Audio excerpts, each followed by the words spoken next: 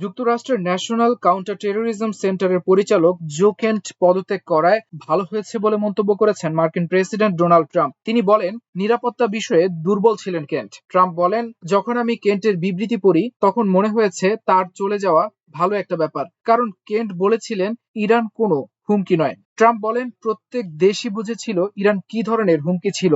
প্রশ্ন হলো তারা এ বিষয়ে কিছু করতে চায় কিনা। এর আগে ইরানের বিরুদ্ধে যুদ্ধে সমর্থন নেই জানিয়ে যুক্তরাষ্ট্রের ন্যাশনাল কাউন্টার টেরোরিজম সেন্টার এনসিটিসির পরিচালক জো কেন্ট পদত্যাগ করেছেন। সামাজিক যোগাযোগ মাধ্যম এক্সে তিনি বলেছেন, নিজের বিবেকের কারণে আমি ইরানের বিরুদ্ধে চলমান এই যুদ্ধকে সমর্থন করতে পারছি না। গত বছরের জুলাই মাসে তাকে ওই পদে বেছে নেওয়া হয়েছিল।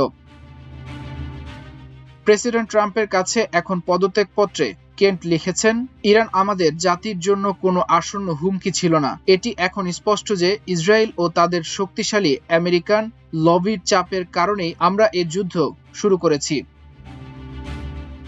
ট্রাম্পকে কেন্ট আরও বলেন, আমি 2016, 2020 ও 2024 সালের প্রচারণায় আপনার ঘোষিত মূল্যবোধ ও পররাষ্ট্রনীতিকে সমর্থন করি, যা আপনি আপনার প্রথম মেয়াদে কার্যকর করেছিলেন। 2025 সালের জুন মাস পর্যন্ত আপনি নিজেও বুঝেছিলেন যে মধ্যপ্রাচ্যের যুদ্ধগুলো একটি ফাঁদ, যা আমেরিকার দেশপ্রেমিকদের মূল্যবান প্রাণ কেড়ে নেয় এবং আমাদের জাতির সম্পদ ও সমৃদ্ধি শেষ করে দেয়।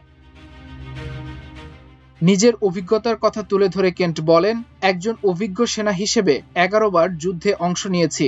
একজন গোল্ড স্টার স্বামী হিসেবে ইসরায়েলের তৈরি একটি যুদ্ধে নিজের প্রিয়তমা স্ত্রী শ্যাননকে হারিয়েছি। তাই আমি পরবর্তী প্রজন্মকে এমন একটি যুদ্ধে লড়াই করতে আর মরতে পাঠানো সমর্থন করতে পারি না, যা আমেরিকান জনগণের জন্য উপকারে আসে না অথবা প্রাণের বিনিময়েও যাকে ন্যায়সঙ্গত বলা যায় না।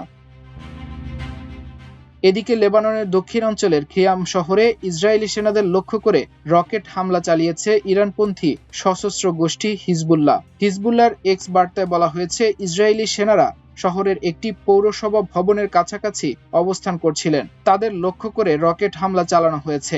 এর আগে হিজবুল্লাহ জানিয়েছিল, তারা লেবাননে বিনোদ জুবাইল জেলার সীমান্ত শহর মারুন আল রাস এলাকায় ইসরায়েলি সেনাদের লক্ষ্য করে হামলা চালিয়েছে।